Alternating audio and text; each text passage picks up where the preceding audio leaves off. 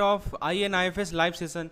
दोस्तों हमारे live session का डे 8 में आपका स्वागत करता हूं। हम लोग डेली MCQs को डिस्कस कर रहे हैं, प्रत्येक यूनिट के MCQ इंपॉर्टेंट MCQs को डिस्कस करते हैं। और आज दोस्तों हम लोग INIFS यानी Indian economy and Indian financial system के यूनिट नंबर 8 के MCQ सेशन को डिस्कस करेंगे। टॉपिक का नाम है foreign trade policy, foreign investment.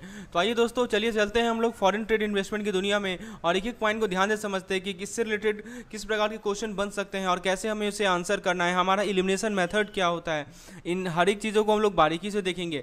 इसमें पूछा जा रहा है कि मान लीजिए कि कोई कंपनी XYZ है जर्मनी का, वो भारत आई है अपना प्लांट या फैक्ट्री को इस्टेब्लिश करने में और अपना यूनिट जो है अपने से चला रही है, तो उसको क्या कहेंगे। दोस्तों पहले आपको ऑप्शन समझिए। FDI का मतलब क्या होता है। FDI होता है दोस्तों फॉरेन डायरेक्ट इन्वेस्टमेंट। FDI का फुल फॉर्म होता है फॉरेन डायरेक्ट इन्वेस्टमेंट। तो ये होता क्या है दोस्तों कि मान लीजिए कि कोई फॉरेन कंपनी है, कोई फॉरेन कंपनी है, वो भारत में आकर इन्वेस्टमेंट कर रही है, ठीक है। कोई फॉरेन कंपनी है in the productive asset of another country, और वो यदि इन्वेस्टमेंट कर रही है, this company is doing what, this company is doing investment, right. So इसके अंदर क्या क्या इन्वेस्टमेंट हो सकता है कि मान लीजिए कि न्यू फैक्ट्री सेटअप कर ली, it can setup new factory, और या कोई एग्जिस्टिंग कंपनी है उसको बिल्डअप कर ली, कोई एग्जिस्टिंग कंपनी है उसको बिल्डअप करना, या एक कंट्रोलिंग स्टेक एक्वायर करना। तो ये हमारा कहलाता है FDI। समझ में आया। कोई फॉरेन कंपनी, किसी फॉरेन कंपनी ने इन्वेस्टमेंट किया, नया फैक्ट्री को एक्वायर किया या एग्जिस्टिंग कंपनी को एक्सपेंड किया, तो this is called our FDI, foreign direct investment. FPI क्या होता है, व्हाट इज FPI। FPI का फुल फॉर्म पहले याद रखिए। FPI stand for foreign portfolio investment. इसका फुल फॉर्म क्या होता है, foreign portfolio investment. Okay, FPI का फुल फॉर्म है फॉरेन पोर्टफोलियो इन्वेस्टमेंट। तो बेसिकली FPI क्या होता है, तो बेसिकली ये एक इन्वेस्टमेंट होता है जो कि फॉरेन इन्वेस्टर करते हैं। कहाँ पे करते हैं, दूसरे कंट्री के फाइनेंशियल एसेट में, यानी अदर कंट्री दूसरे कंट्री के जो फाइनेंशियल एसेट्स हैं वहाँ पे जो इन्वेस्टमेंट किया जाता है उसे हम लोग कहते हैं FPI, फॉरेन पोर्टफोलियो इन्वेस्टमेंट, ठीक है। उसके बाद दोस्तों नेक्स्ट है हमारा FII। FII क्या होता है, foreign institutional investor. Full form याद रखिएगा FII का। FII stands for foreign institutional investor. इसका फुल फॉर्म है फॉरेन इंस्टीट्यूशनल इन्वेस्टर।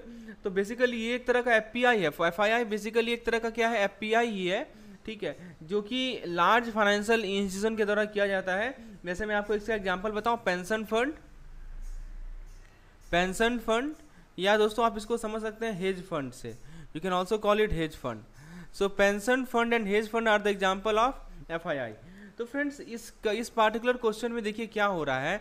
इस पार्टिकुलर क्वेश्चन में एक कंपनी है जर्मनी से, वो अपना प्लांट फैक्ट्री सेट कर रही है भारत में, तो एक तरह का फॉरेन इन्वेस्टमेंट ही तो है। तो ये क्लियर केस है FDI का, राइट।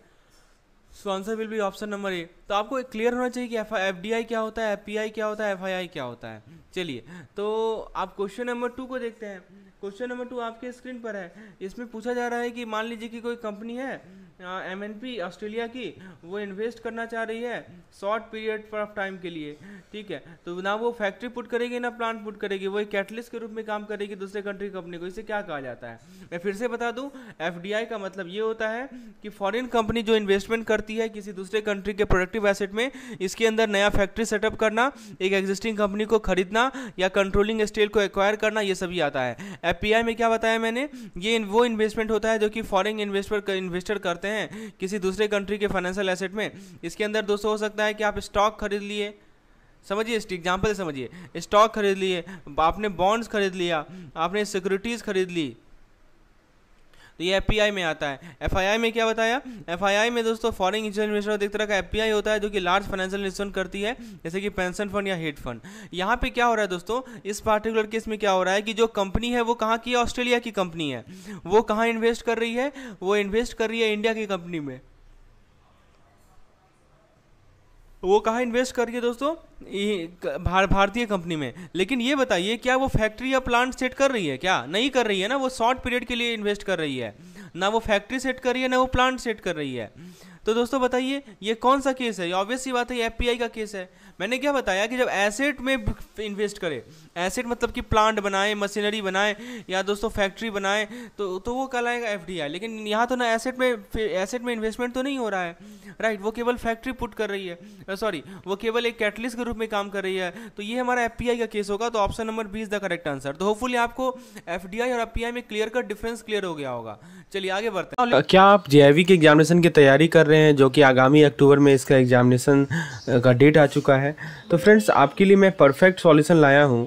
हमारा जो एक्सटेंसिव मॉक टेस्ट प्लान है चारों सब्जेक्ट्स का, INIFS, AFM, PPB, RBWM, उसको डिज़ाइन ही किया गया इस तरह कि इसके माध्यम से आप अपने एग्जामिनेशन को आसानी से क्रैक कर सकते हैं। इसमें दोस्तों आपको daily quizzes, weekly unit wise mock test, ध्यान दीजिएगा मैं डेली क्विजेस की बात कर रहा हूँ, weekly unit wise mock test आपको मिलता है। उसके बाद आपको मॉड्यूल वाइज मंथली आपको मॉड्यूल वाइज टेस्ट मिलता है, और फाइनली आपको फुल लेंथ मॉक टेस्ट मिलता है। यानी 4 चीज़ का कॉम्बिनेशन है, daily quizzes, unit wise weekend quiz, module wise monthly test and 4 full length mock test. तो फ्रेंड्स आपको फुल्ली प्रिपेयर बना देगा आगामी जेईवी के एग्जामिनेशन के लिए। इसके साथ साथ दोस्तों आपको 4 फुल लेंथ मॉक टेस्ट भी मिलता है। प्रत्येक मॉक टेस्ट का, प्रत्येक क्विजेस का complete solution PDF video explanation भी आपको मिलता है, जो कि हमारे ऐप के माध्यम से आप एक्सेस कर सकते हैं, और साथ ही साथ वेब प्लेटफॉर्म भी अवेलेबल है। मात्र 200 रुपये में दोस्तों आप हमारे JEV and CIB made simple app के इंश्योरेंस सेक्टर में एफडीआई लिमिट क्या है? देखिए इसको समझते हैं दोस्तों। बहुत बढ़िया क्वेश्चन है।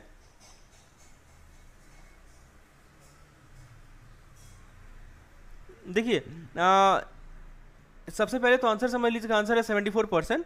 इसका मतलब ये हुआ कि जो फॉरेन इन्वेस्टर हैं, ठीक है, इसका मतलब क्या होता है मैं समझा देता हूँ कि जो फॉरेन इन्वेस्टर हैं वो दोस्तों खरीद सकते हैं 74% ऑफ शेयर, यानी जो भी शेयर है उसका 74% वो खरीद सकते हैं इंडियन इंश्योरेंस कंपनी में, राइट। तो जो रिमेनिंग 26% शेयर होगा वो कौन हेल्ड करेंगे? तो 26% शेयर कौन हेल्ड करेगा दोस्तों? इंडियन इन्वेस्टर हेल्ड करेंगे। समझे बात को? तो देखिए नियम क्या है, 74% जो शेयर है वो 74% ऑफ शेयर इन्वेस्टर खरीद सकते हैं किसी इंडियन इंश्योरेंस कंपनी में, और रिमेनिंग 26% शेयर जो है इंडियन इन्वेस्टर हेल्ड करेंगे, ठीक है। तो सबसे पहले ये आपको पता होगा कि पहले ये लिमिट था 49%, ठीक है। इस लिमिट को बढ़ाकर 2021 में किया गया 74%, ताकि ज़्यादा से ज़्यादा फॉरेन इन्वेस्टमेंट को अट्रैक्ट कर सके इंडियन इंश्योरेंस सेक्टर में, ठीक है। चलिए आगे बढ़ते हैं। Let's see the next question. Question number 4 को देखते हैं। So this was a very जी क्वेश्चन। क्वेश्चन नंबर 4 है, which of the following is our channel for FDI route in India? दोस्तों सबसे पहले हम लोग ऑप्शंस को देखते हैं। सबसे पहले आप ऑप्शन को समझिए। ऑटोमेटिक रूट का क्या मतलब होता है दोस्तों? ये सिंपलर और फास्टर रूट है। This is simple route and this is fast route, okay.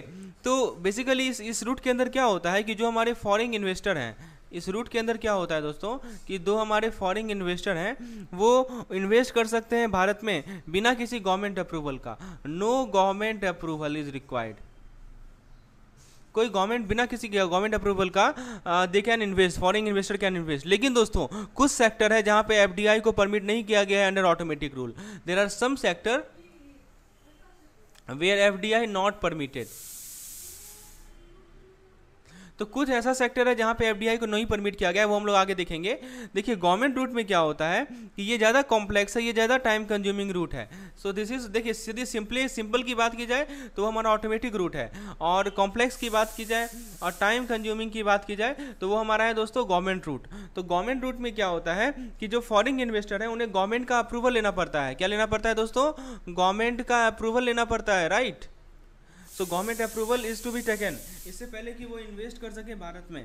तो गवर्नमेंट रूट टिपिकली यूज किया जाता है इन्वेस्टमेंट वैसे सेक्टर में जो कि सेंसिटिव, तो उसे हम लोग दोस्तों गवर्नमेंट रूट लेना पड़ता है। तो आपको समझ में आ गया ऑटोमेटिक सेक्टर क्या है, गवर्नमेंट सेक्टर क्या है। अब देखिए क्वेश्चन आपसे सामने है, इनमें से कौन सा चैनल है एफडीआई रूट का? तो दोनों चैनल है, right. So both the channels are available. So the correct answer is option number C, both the above. तो आपको ये भी समझ में आ गया कि चैनल में डिफरेंस क्या है। Very good. आगे देखते हैं दोस्तों। नेक्स्ट क्वेश्चन आपके स्क्रीन पर है। आपसे पूछा जा रहा है कि ऑटोमेटिक रूट जो है किस ऑर्गेनाइजेशन के माध्यम से होता है? कॉमर्स मिनिस्ट्री, आरबीआई, ईसीजीसी या फेडई? तो फ्रेंड्स देखिए, ऑटोमेटिक रूट की यदि हम बात करें तो आरबीआई यानी रिजर्व बैंक ऑफ इंडिया, ये एक सेंट्रल बैंक है भारत की। इसकी रिस्पॉन्सिबिलिटी है कि वो भारत के इंडियन फाइनेंशियल सिस्टम को रेगुलेट करेगा और इसमें एफडीआई इनफ्लो भी आता है। तो जो ऑटोमेटिक रूट होता है दोस्तों, मैं आपको बता दूं, ऑटोमेटिक रूट जिसकी बात की जा रही है यहाँ पे, तो ऑटोमेटिक रूट के अंदर इन्वेस्टर जो है इन्वेस्ट कर सकते हैं भारत में बिना किसी गवर्नमेंट अप्रूवल का, राइट। तो जरा ऑप्शन को देखते हैं। ऑप्शन है हमारा कॉमर्स मिनिस्ट्री। तो कॉमर्स मिनिस्ट्री दोस्तों, इसकी रिस्पॉन्सिबिलिटी है कि वो इंप्लीमेंट करेगा भारत गवर्नमेंट के ट्रेड और इन्वेस्टमेंट पॉलिसी को, ट्रेड एंड इन्वेस्टमेंट पॉलिसी, ठीक है। तो ये कॉमर्स मिनिस्ट्री का क्या रोल है? This will invest in trade and, मैं आपको फिर से बता दूं, ये जो है फॉर्मुलेट करता है और इम्प्लीमेंट करता है, right, trade and investment policy. Next है हमारा ईसीजीसी। ईसीजीसी होता है export credit guarantee corporation of India. तो ये गवर्नमेंट ऑन कॉर्पोरेशन है जो कि एक्सपोर्ट क्रेडिट इंश्योरेंस और गारंटी प्रोवाइड करते हैं इंडियन एक्सपोर्टर को। तो ये क्या प्रोवाइड करते हैं दोस्तों? Export credit insurance, export credit insurance provide करते हैं और गारंटी प्रोवाइड करते हैं, ठीक है। तो किसे प्रोवाइड करते हैं दोस्तों? इंडियन एक्सपोर्टर को प्रोवाइड करते हैं। इनका एफडीआई में कोई ऐसा रूल है नहीं। फेडई की यदि बात करें तो फेडई होता है foreign exchange dealer association of India. ये एक सेल्फ रेगुलेटरी ऑर्गेनाइजेशन है फॉरेन एक्सचेंज डीलर के लिए। इसका कोई रूल नहीं है एफडीआई में। तो करेक्ट आंसर है इसका B, option number B, RBI, right. चलिए दोस्तों, आगे बढ़ने से पहले मैं आपको अपने प्लान्स के बारे में बताना चाहता हूं। यदि आपको दोस्तों 5 प्लान चाहिए, 5 बेनिफिट्स चाहिए, 5 बेनिफिट जैसे कि पीडीएफ चाहिए दोस्तों, आपको वीडियोस की रिक्वायरमेंट है, आपको 3000 प्लस एमसीक्यूज की रिक्वायरमेंट है, यदि आपको इन सभी एमसीक्यूज को प्रैक्टिस करना है तो उसके लिए आपको डेली क्विज की रिक्वायरमेंट है। डेली क्विज के अलावा दोस्तों यदि आपको unit wise plus full length mock test चाहिए, इतना सारा बेनिफिट्स आपको सिंपल एक प्लान में मिल रहा है। इसका कॉस्ट है मात्र 500 रुपये, right, for this subject and for all 4 subject this cost ₹2000। तो फ्रेंड्स आप देर किस बात की, हमारे ऐप को इंस्टॉल करें और तुरंत का तुरंत एनरोलमेंट लें और ये 5 बेनिफिट्स को हेल्प लें। दोस्तों इसका सक्सेस रेट की बात करें तो सक्सेस रेट दोस्तों 69% सक्सेस रेट है। In the previous JIB examination जो हमने हमारे स्टूडेंट ने इनरोल किया था इस कॉम्प्रिहेंसिव प्लान में, 69% student have qualified in this particular plan.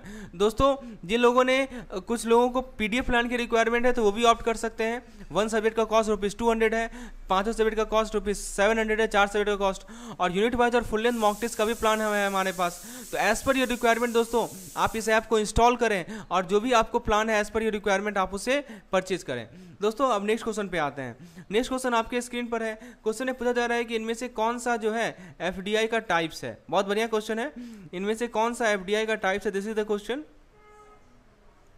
तो जरा ऑप्शन को देखते हैं। पहला ऑप्शन है ग्रीनफील्ड एफडीआई, दूसरा ऑप्शन है ब्राउनफील्ड एफडीआई, तीसरा ऑप्शन है दोस्तों आपका ज्वाइंट वेंचर, और लास्ट ऑप्शन है आपका ऑल ऑफ द अबव। मैं आपको एक एक ऑप्शन समझाता हूँ। देखिए ग्रीनफील्ड एफडीआई क्या होता है, देखिए मैं आपको बताता हूँ। ग्रीनफील्ड एफडीआई क्या होता है कि तब ऐसा एफडीआई होता है जहाँ पे फॉरेन कंपनी जो है इन्वेस्ट करती है नए प्रोजेक्ट में। मैं बताता हूँ, देखिए फॉरेन कंपनी क्या करती है, वो इन्वेस्ट करती है, कहाँ इन्वेस्ट करती है, नए प्रोजेक्ट में, इन new project, right.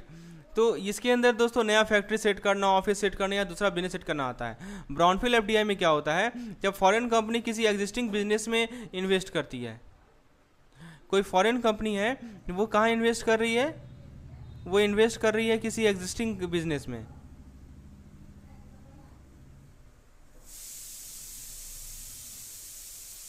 Existing business में इन्वेस्ट कर रही है किसी फॉरेन कंट्री में, ठीक है। तो इसके अंदर दोस्तों एग्जिस्टिंग कंपनी को खरीदना, सब्सिडरी को टेक ओवर करना या मर्ज करना लोकल कंपनी के साथ, ये सभी आते हैं। ज्वाइंट वेंचर में क्या होता है, देखो अंदर समझिए। ग्रीनफील्ड में क्या बताया कि नया प्रोजेक्ट में इन्वेस्ट करना, ब्राउनफील्ड में क्या बताया एग्जिस्टिंग बिजनेस में इन्वेस्ट करना।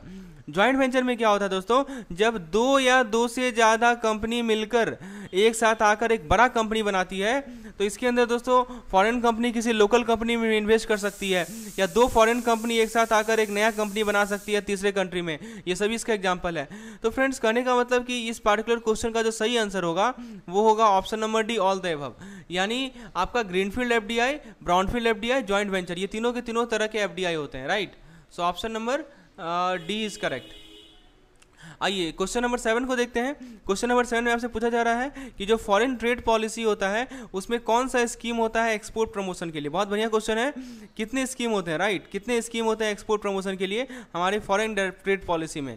तो ऑप्शन एक है, एक स्कीम होता है, 2 स्कीम होता है, फिर कह रहा है कि 3 स्कीम है, और लास्ट में कहा जा रहा है दोस्तों कि 4 स्कीम है। आइए देखते हैं दोस्तों। सबसे पहले मैं आपको बता दूं एफटीपी के बारे में। यहाँ जो एफटीपी है, ये एफटीपी की, ये फॉरेन ट्रेड पॉलिसी को हम लोग एफटीपी बोलते हैं, राइट। सो फ्रेंड्स देखिए, एफटीपी में, एफटीपी जो है इसके अंदर 4 स्कीम्स होते हैं। कितने स्कीम्स होते हैं? 4 स्कीम। मैं आपको स्कीम का नाम भी बता देता हूँ। सबसे पहला स्कीम है MEIS। MEIS क्या होता है? Merchandise export from India scheme. ये स्कीम दोस्तों ड्यूटी क्रेडिट प्रोवाइड करता है। ये क्या प्रोवाइड करता है? Duty credit scribes. किसे प्रोवाइड करता है? एक्सपोर्टर को प्रोवाइड करता है, एक्सपोर्टर। नेक्स्ट है हमारा SEIS। SEIS क्या होता है? Service export from India scheme. ये स्कीम दोस्तों ड्यूटी क्रेडिट प्रोवाइड करता है सर्विस एक्सपोर्टर को। किसे प्रोवाइड करता है दोस्तों? सर्विस एक्सपोर्टर को। नेक्स्ट स्कीम है हमारा EPCG स्कीम। EPCG क्या होता है? EPCG होता है एक्सपोर्ट प्रमोशन कैपिटल गुड। ये स्कीम दोस्तों ड्यूटी फ्री इंपोर्ट प्रोवाइड करता है, ड्यूटी फ्री इंपोर्ट, ठीक है, of capital goods for exporter. Exporter के लिए ड्यूटी फ्री इंपोर्ट प्रोवाइड करता है। और लास्ट है दोस्तों एडवांस ऑथराइजेशन स्कीम।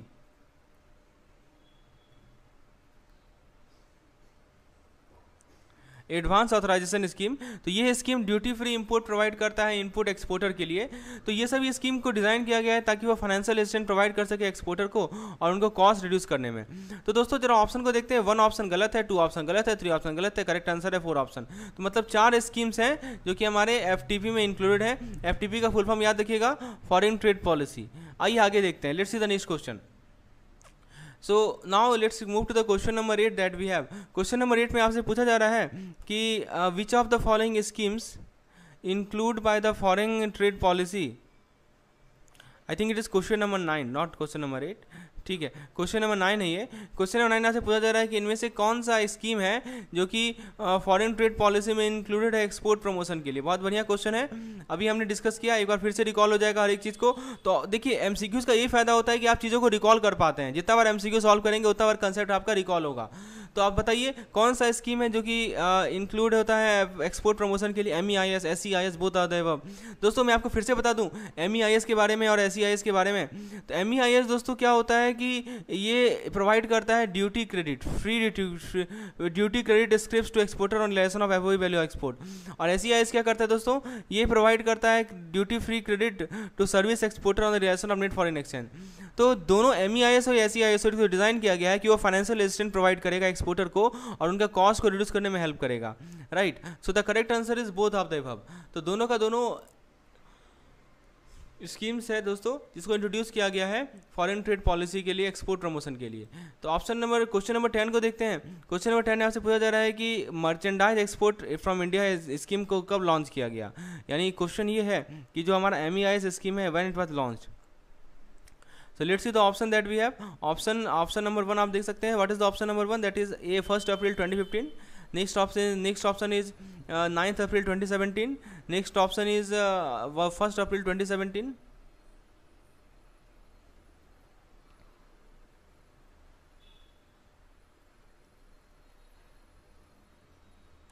और लास्ट ऑप्शन है दोस्तों 1 अप्रैल 2018। देखिए MEIS जो था इसको लॉन्च किया गया था 1 अप्रैल 2015 को, ठीक है, under the foreign trade policy 2015-20। ये स्कीम का एम था कि हम ड्यूटी क्रेडिट स्कीम प्रोवाइड करें एक्सपोर्टर को ऑन द रियलाइजेशन। तो करेक्ट आंसर होगा इसका ऑप्शन नंबर है, दैट इज अप्रैल 15 2015। दोस्तों नेक्स्ट क्वेश्चन है कि MEIS स्कीम किससे रिलेटेड है।